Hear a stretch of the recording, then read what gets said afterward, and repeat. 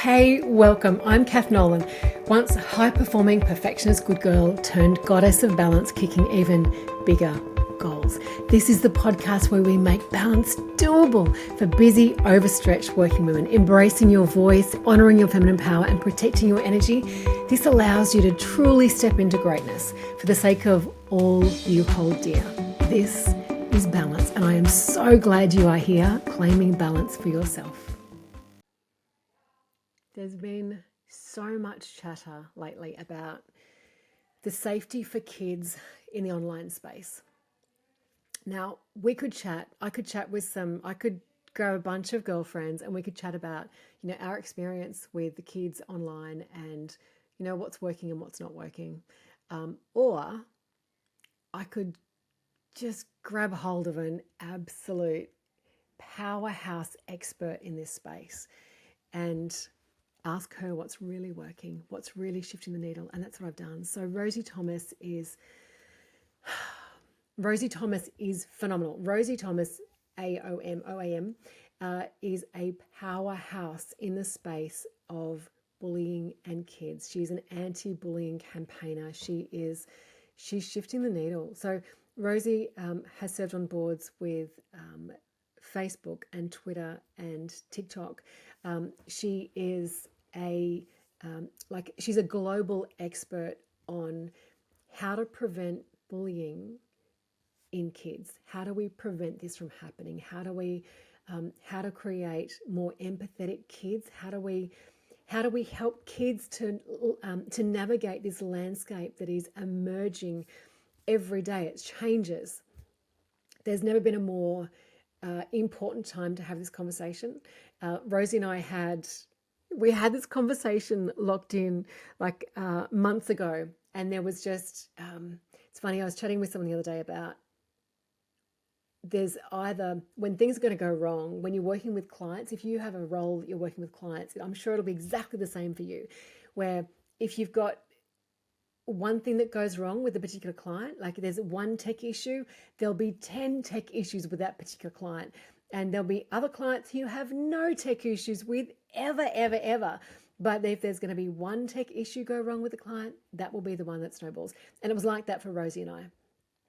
Turns out the universe was working completely in our favor, because when we did finally get to record this episode after kids' unwellness at her end and my end, what actually happened was the timing was perfect. The government had just announced these really strict measures around kids and access to social media. So I am super excited to bring you this episode, because Rosie's talking about not only what can we do and what's working to protect our kids from, bullying in schools online. She also talks about her opinion on this latest, I'm going to call it knee-jerk reaction from the government about what we can do to protect our kids. And I'm super pleased that the government is taking some action. This may not be the right one. However, have a listen to Rosie, hear what's working and what's not working, and make a decision for yourself. Cannot wait to introduce. I'm so excited to introduce you to Rosie Thomas, the co-founder of Project Rocket and absolute mountain mover in the space of bullying with kids. Let's enjoy the conversation. But I imagine myself as a child, which I think, would you do this to little Rosie? Would you be so unkind to little Rosie? Would you be so critical of her? Would you have these ridiculous standards and expectations of her? And I actually, for a little while, and I haven't done this, but I carried a little photo of myself in my bag. I think it was like coming back from maternity leave to work and just having the most ridiculous high expectations of myself. And I actually described coming back to work like trying to jump in a skipping rope while it's moving and just join in the sequence and be like, right, I'm back at work. I'm back at being a leader. Yeah. And the expectations were just so high. But that was something that really helped me. But I needed that physical reminder to really treat myself with the same kindness that I would treat little Rosie with, That's so powerful and really tangible. I love it. Yeah. Well, I don't know where that little photo is now. It's kicking around there somewhere, which probably doesn't speak volumes for my self-care. It's just at the bottom of a handbag somewhere. Next time you find that handbag, you'll celebrate. Exactly. Rosie, tell me about Project Rocket. Tell me about the work that you're doing, how it got started, why you got into it. It's fascinating work. Oh, well, Cath, it's so good to be here and having chats with you today. I can already tell it's going to be a real cup filler for me. But yeah, so I'm Rosie and I'm one of the founders of Project Rocket, and we're Australia's youth-driven movement against bullying, hate and prejudice. So what that basically means today, Project Rocket, as you know it, is a national organisation that basically trains up really passionate, young and diverse people and sends them into school all over the country to run workshops that help other young people work out who they are and what they stand for, so that when they see bullying, hate and prejudice happen, whether it's at school or online, they do something about it instead of just standing by. So that's what Project Rocket is today. But actually, 20 years ago, actually, next year we turned 20, so it's bizarre that I'm even saying this, but 20 years ago, Project Rocket was just an idea that my sister and I had shortly after we finished high school.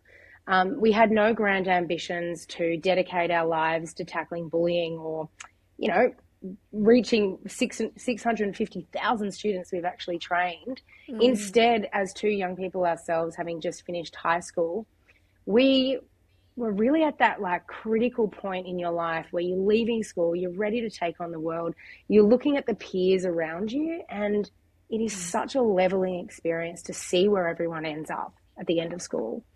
And I know this sounds wild, but I've always really thought of high school a little bit like a lottery, because it's kind of like on the first day of year 7, everyone turns up on a reasonably level playing field, you know, fairly enthusiastic, ready to give it a go, right? But then depending on the random ticket that people draw, the number on that ticket determines whether or not they're treated respectfully or whether or not they draw a really shitty ticket, basically. And for some people, their ticket is a good one, and it means that, you know, they might be listened to or respected, or they're given opportunities, like leadership opportunities. But for other young people, for some reason, they're judged, ridiculed, labelled, you know, given a label that they absolutely can't shake. You know, a label like loser, or worse, more damaging, like slut, for example. Excuse my language. You know, maybe I remember one guy that I went to school with, and I think this was actually the worst, Cath. This guy was actually just treated like he was invisible. He was just ignored. And so over time, you really see the way that these people just hide who they are. You know, you stop putting your hand up in class. And I finished school, and there were some people that were finishing school that were just empty shells of the amazing year 7 kid they were. And I just remember thinking, this is so unfair. Like, bullying is, and unfortunately, in reality, it is destroying the lives of many of my peers. And no one is doing anything about this issue in a way that really reaches us. At the time, I was a young person. So that was when, you know, Luz and I think now looking back, I guess the word would be entrepreneurial. At the time, we were just frustrated, restless young people wanting to build something and challenge the status quo. And so Project Rocket was effectively born almost 20 years ago. Yeah. Amazing. Amazing. Rosie, why is it that? I mean, it's a subject that so many people are passionate about. We know that bullying is awful. We know that it has a huge impact, and it has an impact on so much of kids' lives as they're kids. And then I think we tend to get quite busy, and most people can kind of bury the bullying experience, and then later in life it comes back in a really big way to haunt you again. Why is it so hard to know what we need to do to fix it? Are the solutions hard? Yeah, well, it is I mean, it's a really pervasive issue, right? We look at the issue of bullying and, you know, I meet people like at a parent night in their 60s, their grandparent, 60s or 70s. And the raw, unhealed trauma that spills out of them when they come up afterwards and they share a story that they remember crystal clarity of something that happened to them in their primary school years, you know. This is a pervasive problem. At the same time, like, I mean, I have this great benefit of been doing the work for 20 years. And I think, so often we look at this situation with such doom and gloom, but what we get to see is what actually happens when you build the capabilities of young people, help foster their emotional capabilities, so their empathy. And what happens when you treat them like the responsible, empowered, incredible agents of change that they can be, you start to witness this issue changing. And I guess, for us at Project Rocket, Cath, our view when we started Project Rocket all those years ago was this, basically. We were like, right, how do you tackle bullying? Well, if 1 in 5 young people, 1 in 4 offline bullying, so offline bullying, 1 in 4 young Aussies report being bullied every few weeks. Actually, that's the same statistic as when we started 20 years ago. 1 in 4 every few weeks. But 20 years ago, so 1 in 4 young Aussies report being bullied every few weeks. But do you know what we saw as young people ourselves, how to tackle the issue? Was basically like, all right, if 1 in 4 young people witness are bullied, then there are 3 people in that situation that we can build their capabilities to influence it. And so really we were like, how do we empower, which we all know the word now. The word now is bystander. Yeah. Actually, 20 years ago, Luce and I, my sister and my co-founder, we called it the audience. And I think the word audience has actually never been more relevant today when we have a device in our hands 24/7 and we're constantly scrolling. We can feel so passive and powerless. We're scrolling, we see hate and we go, that is awful. But how do we stop people, not just young people, scrolling? How do we motivate them? How do we give them socially credible strategies that match their level of confidence and their level of, I guess, risk that they're willing to take, so that we can intervene in those small moments? And so all those years ago, that was the sort of philosophy. And I guess the other philosophy behind Project Rocket was that it was started by 2 young people, and still to this day, young people at the center is our core value. Young people are involved in every part, every aspect of our program, from the design and the development of the content to the delivery of the programs to even our national youth collective that's made up of, age 12 to 20-year-olds, paid lived experience experts. They're 12 years old and they have a job being an expert in an organization like Project Rocket. So, what happens when we do build up these capabilities and when it's young people actually leading the way, we found to have a really high impact and enduring, I guess, effect on this issue. Amazing. Rosie, there was a word you mentioned in there about people seeing hate, the audience who sees hate, the bystanders who see hate. I want to ask you about that, because a lot of the bullying that I've seen, it's not as obvious as hate. I feel as though it's shifting, where when I think about the bullying that I saw early on, definitely it was hate. Like, as in my personal life, you could see hate, but hate you can recognise, and it's easy to stand up to. Whereas a lot of, I think, what I'm seeing through my kids is that kids don't realise that they're saying stuff that is soul destroying for other people. That's so true. And I actually think, well, I don't actually think that's changed so much over the years, Cath. I don't think that's new. Okay. I think, leaving girls, this isn't just, this isn't just a girl stereotype, but, primary school girls running away. Do you remember when people used to run away from you and just leave you all by yourself? And it was girls flexing their power, wanting to fit in with the group. And again, those are really critical moments in our development as young people, right? Because we're learning in those moments. I remember running away from people, and I remember going, this doesn't feel right. And you know what, like in those moments, I'd go home from school and I'd say to my mum, like, oh, this thing happened today. And, I ran away, and mum would be like, well, what did you do? What, did you say something? And I'd say no. And she's like, okay, what are you going to do? And I think that mum's voice has always been in my bloody head, really. It's that message, what are you going to do?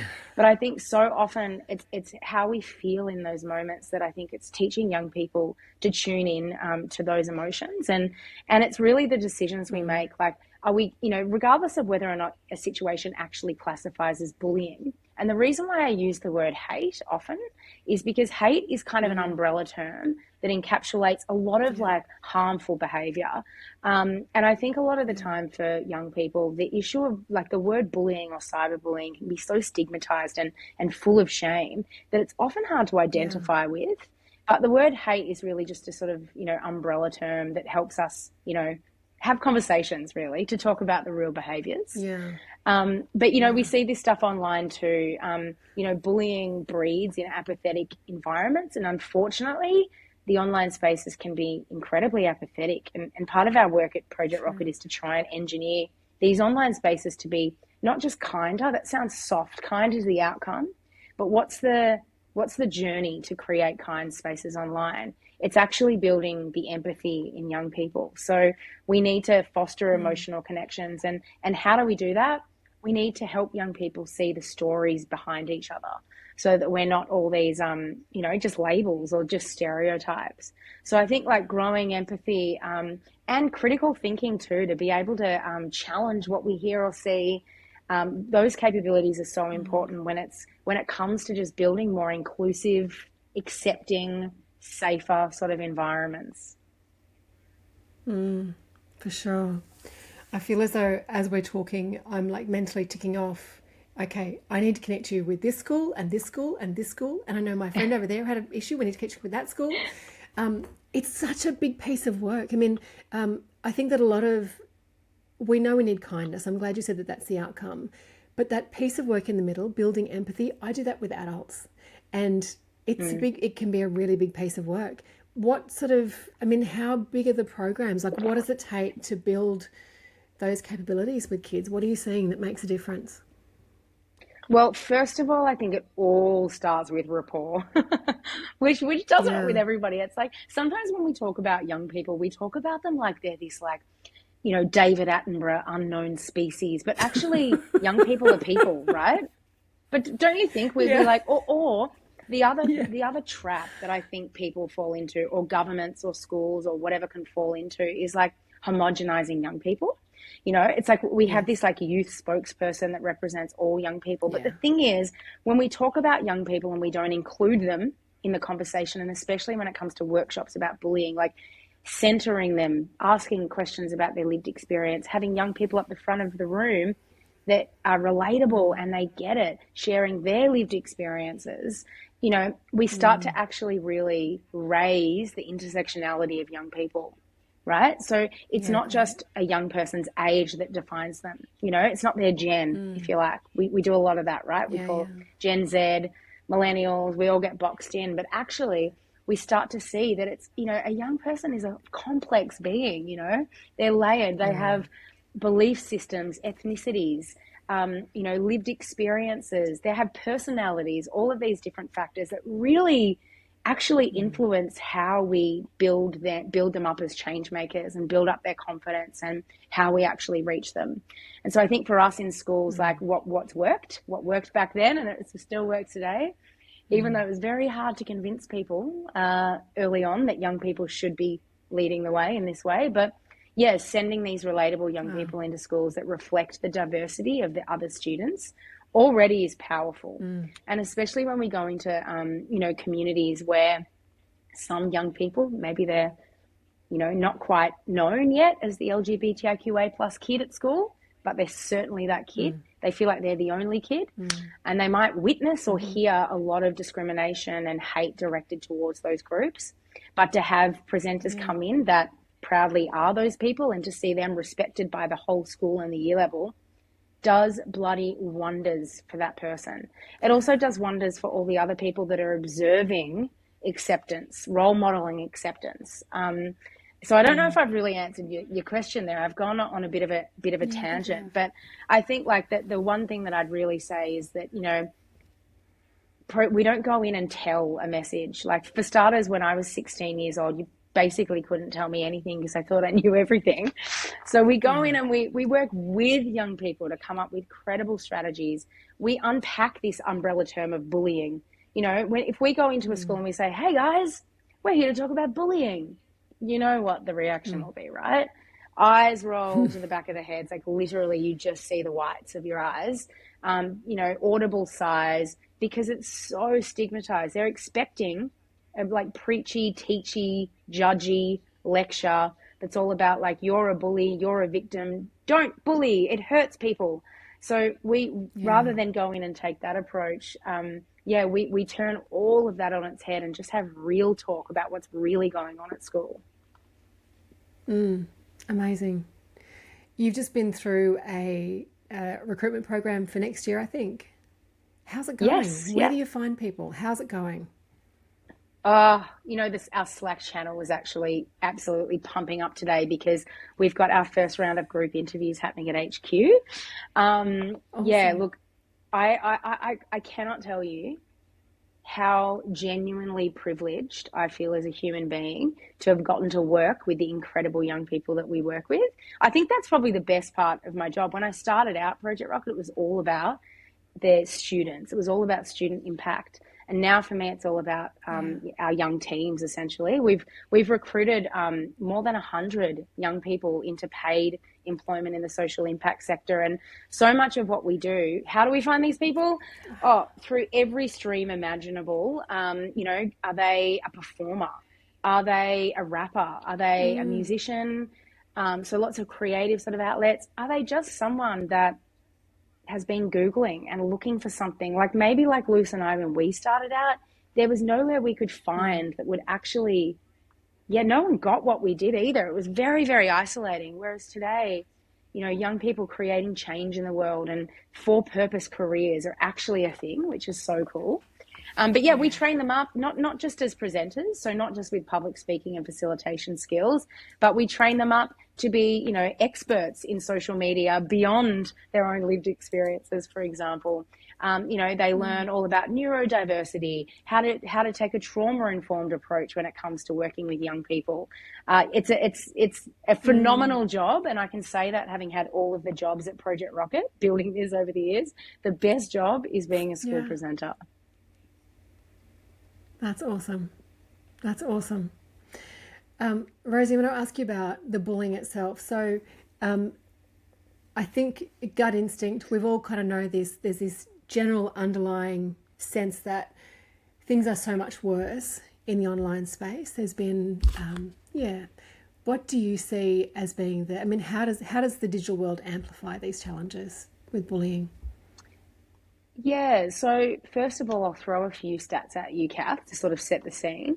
Sure. So first of all, 37% of 12-year-olds in Australia have a phone, their own phone. So by the time they're 12, 37% have a phone. So I'm going to come back to that because that's really important. Yeah. 1 in 5 young Aussies report being threatened, excluded, or abused online. So they're really, really harmful experiences. Since pre-pandemic, so since 2019, reports of complaints of serious cyberbullying to the e-Safety Commissioner tripled since pre-pandemic for under 14-year-olds. And this will be of no surprise to your listeners, but 60% of parents name cyberbullying as their major concern for the well-being of their kids. So undoubtedly, this is a really complex landscape. Yes, actually, as I mentioned before, 1 in 4 young Aussies report being offline bullied and 1 in 5 report being cyberbullied. Having said that, arguably the impacts of cyberbullying are worse a lot of the time. And as I mentioned before, when we've all got a phone on us 24/7, the idea that bullying would, end when the school bell rings and you walk out the school gate is just an absolute distant memory. We've all got a phone on us 24/7. Bullying, young people tell us that the reason why it's much more pervasive and harmful is because people are more cruel online because of that lack of empathy we spoke about, not feeling as accountable about the things that they say, the power to be anonymous. We've also learned, frankly, any platform that allows anonymity, and I'd say to parents, like, we don't want our young kids on those platforms. They are incredibly harmful. Also, the idea that once a comment is up there, it's really difficult to remove. And so a lot of young people report to us that the most jarring experience about being cyberbullied in particular is, on the one hand, it's unbelievably public. It's splattered up on a wall for everybody to see, and it's hard to remove. But on the other hand, it's so isolating and lonely. So it's this really, really jarring experience.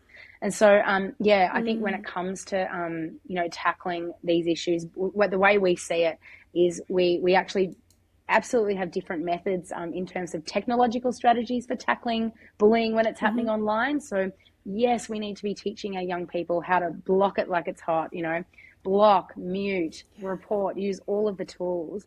But actually the way we see it at Project Rocket is these are social problems playing out in a technological space. And now more than ever, we need to be teaching these social strategies.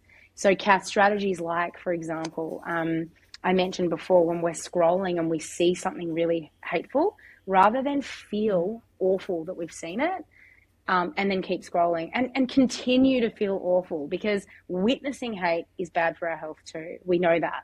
And young people report that to us too. But instead it's like, okay, what do we do in that moment? And this is what we workshop in schools. It's like, okay, what are the things that we can do? Are we confident enough in the moment to actually write something? And yes, all right, let's unpack this. If we write something, we might become a target. If we write a big, long speech, as well-meaning as it might be, we could attract hate ourselves. Okay, so let's not write a big, long speech. But you are confident enough to say something. So one student suggested writing the word dislike, because you can like things, you can write the word angry, whatever it is. And for this student, that was such a phenomenal strategy, because actually all of the other people witnessing the hate that also disliked it came out of the woodwork and started liking the comment that said dislike. So that was one really powerful way to do something in the moment. But let's say you're not as confident, and you know what, that is okay, because we're not all gifted the same status at school. Other people, might have particular reasons why they're already marginalized or targeted, but you can still make a difference. So for those people, they might reach out to the person who's being targeted privately with just the words that say, hey, I don't agree with the way that you're being treated. That's it. And we talk about, like, how would it feel to receive that message? And again, it's like building these muscles, it's having these reflections. First of all, young people don't want to be bullied. They don't want to bully. They don't want to see bullying. Nobody wants this. And so to actually, come up with, to have a chat about what it actually feels like, to do it, to see it, to experience it, but then to come up with strategies that they can start experimenting with a bit is incredibly empowering. It's giving them agency, essentially, over the hate that they see online. Amazing. I love that you touched on the experience of the bystanders there too, and the toll that it takes on them, and how empowered they can be to do something. And I kind of want the kid who typed dislike, I kind of want a t-shirt made up for that kid, so that they know that they started a movement that's so powerful. It's awesome. I love that. Well, do you know, like, looking back, people say, why did you start an anti-bullying movement? Like, were you really badly bullied at school? Was it a singular traumatic experience that caused you to do it? Cath, when I was at school, year 8 was horrible. Like, let me just put it that way. Year 8 is horrible for a lot of young women. So I absolutely know what it's like to be bullied. And you know what, Cath, and I share this with young people too, because bullying is a behaviour that everybody is capable of. And we need to treat it like a behaviour so that we can give people an opportunity to leave that behaviour behind and choose a better way to be. So yes, I've also been involved in bullying behaviours. I've laughed at people when they're upset. I've gone along with other people's behaviour. I might have insulted people. I might have even flexed my own power. Like, is this the kind of person I want to be? And ultimately, because of a whole lot of other reasons going on, the way that I was brought up, role models, ultimately I chose not to be that person. But the number one person that I identified with at school was the person who wrote dislike. And that's why I think I started Project Rocket, because when I was at school, I had my mum's voice in my head, right? What did she say? She's saying, what are you going to do about it? Okay, you saw something, you didn't like it, you feel all these things, what are you going to do? And I didn't always stand up in the moment. And I think it was because I wasn't a bad person. I didn't know what to do. Like, I genuinely was frozen. I think as adults, we can empathize with that. And so starting Project Rocket, I wanted to turn my year level to begin with, and then other year levels, other schools, other states, other countries, into a whole united generation of people that write dislike, that when they see hate happen, no matter how small their action is or how big, if they're courageous, we shut that stuff down. So I think that was actually my motivation. I love it. Rosie, what do you think is happening in society? Why has there been such a sharp upturn in this behaviour? Because it's not just with kids and bullying, it's a society-wide thing. And it's showing up in different places. You know, violence against women is escalating. There's stuff happening across the world. But why do you think, from your perspective, why is there such an uptrend in bullying? Well, I guess, interestingly, the stats haven't really changed in 20 years. So in terms of the uptrend, well, you know, 20 years ago, one in four young Aussies were being bullied. Cyberbullying, when we started Project Rocket, Facebook was in nappies, basically. It was only a couple of years old. So it hasn't. However, what I would say, as I mentioned before, is just the vitriol, just the divisiveness. You know, what really, one of the big issues that really scares me is, you know, the power of the manosphere. You know, this concept that online there are men's communities that are promoting misogyny, violence against women, really divisive, harmful hate. But they're doing it in these ways, these insidious ways that are essentially grooming young boys to, you know, fall inside of this echo chamber. And the algorithm is, you know, so problematic in the sense that it is feeding more and more of this information. And we know that the information escalates. So we know that when it comes to this manosphere content, the content that's served up to, you know, boys and young men early, it's not Andrew Tate smashing, you know, hate and saying horrifically misogynist things. It's not. It's benign workout videos. It's how to get fit. You know, it's like, so you start watching those videos about guys, and then, you know, it might be lifestyle stuff about fast cars, and we see the way that this content starts becoming more and more misogynistic, and young boys and men are entering these caves, if you like, of the manosphere.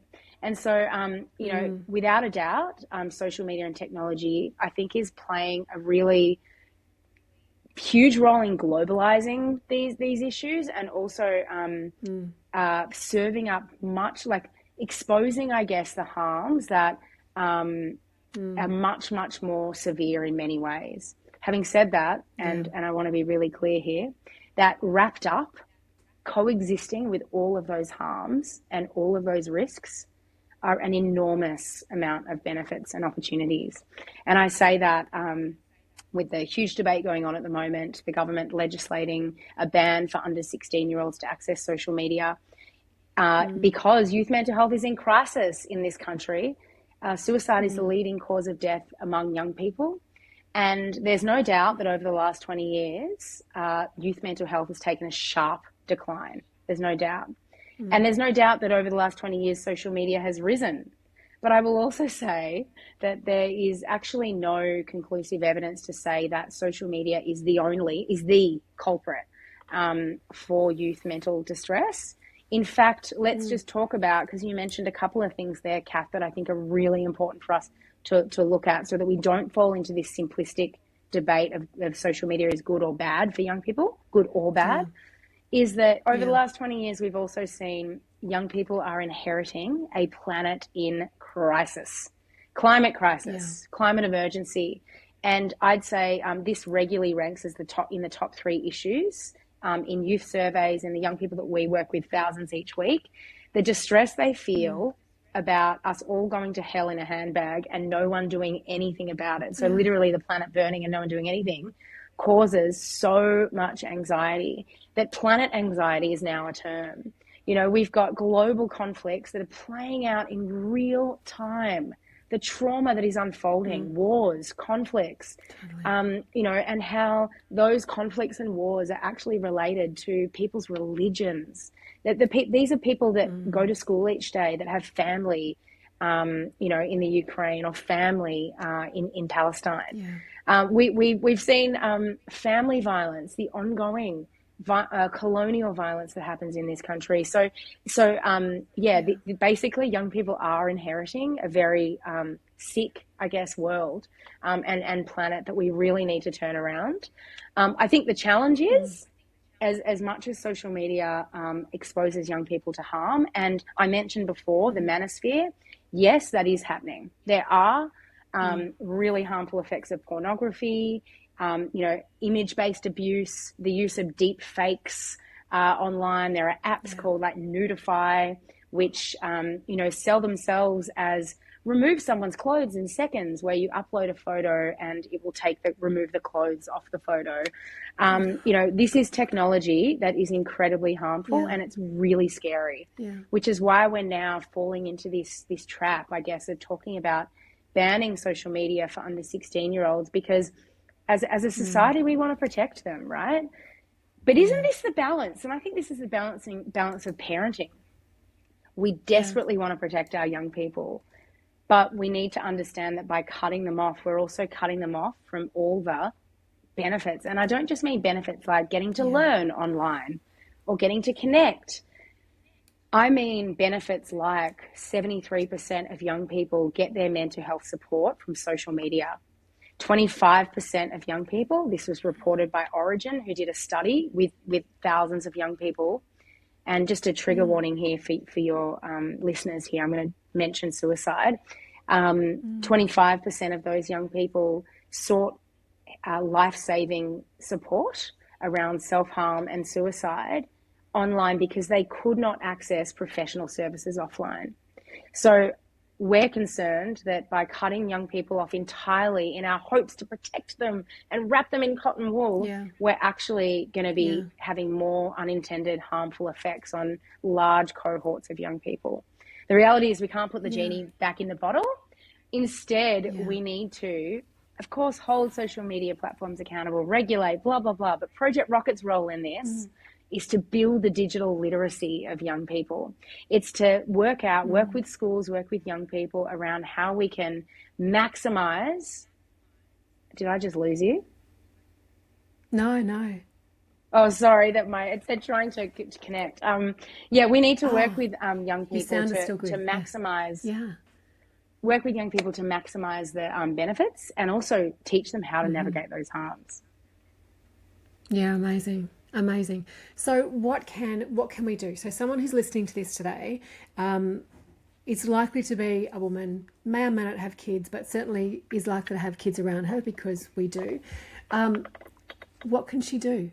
I mean, is it a case of what can we do to impact the systems, and can we impact government policy? Can we impact the kid next door? What can we do?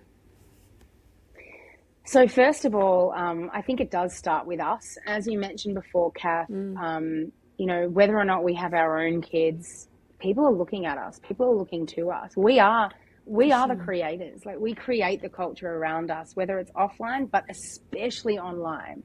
So I think the number one thing that we can do on a personal level is just be the role model. I mentioned before, scrolling down on our phone, seeing something horrible and keeping scrolling. Have you done that today? These are the things that we need to be accountable to. So it's in those moments. It's like, I'm going to report that, or I'm going to type dislike like that kid. So I think it really starts with us. I think if you do have a kid in your life, maybe they're a niece or a nephew, maybe they're your own child, or maybe they're a grandchild, is to have conversations with young people ahead of time. So not in crisis, not when we're reacting to harm that's happened, but just seek to understand. One of the biggest pieces of feedback that young people give us about their parents, essentially, is they're like, my parents want to know what I'm doing online, but it's because they want to control it. I want my parents to know what I'm doing online, but it's because I want them to play with me. Like, I want them to be a part of it. And so often when we have these conversations, like, for example, the news at the moment is sharing a very one-sided, harmful, completely incorrect story about social media being only horrible, right? Now, for a lot of young people, that's incredibly threatening. and the adult in their life might be having a conversation that's like, see, I told you, or fear, do you see the hate? Like, have you seen pornography? Yeah. How old were you when you saw pornography? Which is an absolute interrogation, which I think all of us adults would relate to not wanting to have. Instead, it's like, hey, what are you using at the moment? Or what do you love? Like, what are the bits that you love? Because over time, they will absolutely tell you the bits they hate too. And they're just an opportunity to, in a really non-judgmental, curious way, connect and to get to know, get to know the young people in your life so much better. Because the reality is young people don't have offline and online time. There's no logging on or logging off. Online spaces are such an important part of, you know, connection and competency and belonging. You know, young people, they might be like all of us, you know, sharing viral bloody dance videos or whatever on TikTok, but that's not why we gravitate online, do we? We want to go because we want to see something that makes us feel connected to the world. We want to see, you know, and I can say, like, as a young queer woman, you know, growing up, I didn't have anyone to look to that was like me. You know, whereas if I got to see, and now I'll say as a young woman in a same-sex relationship with a 2-year-old, I'm so grateful for online spaces because I've got to see other families like mine. I've got to access education because my family is so different, and I need education online that is just different to the other things that I can see out there. So those same, you know, incredibly rich conversations will come out as well. When it comes to, your school, you know, schools have a duty of care to look after the young people and staff, anybody that comes within that school. So you have a right to find out what's going on. You know, what are their policies? Are they being proactive? What you know, external wellbeing programs do they have in their schools? You know, to really understand that. So they're just a few sort of different things that you can do if you want to, be more of a change maker on these issues. Amazing. I love it. And I love that you've wrapped it up with the joys about social media. I love it. Thank you. Rosie, this has been such a helpful conversation. I'm so grateful for your time. And I will drop the links to Project Rocket into the show notes for this episode as well. Beautiful. Thank you so much for having me. It's been such a great chat. My absolute pleasure. And honestly, congrats on all that you've done and all that you've achieved. I had these questions ready for you that you've just beautifully answered. Like the last question I wanted to ask you was, what are the joys for you with social media? And to finish this really tough conversation on the fact that social media gets to build inclusivity is just so special and so powerful. What a beautiful tool. Don't we all just want to belong? I think at the end of the day, we all just want a space where we can be accepted and belong. For sure, for sure.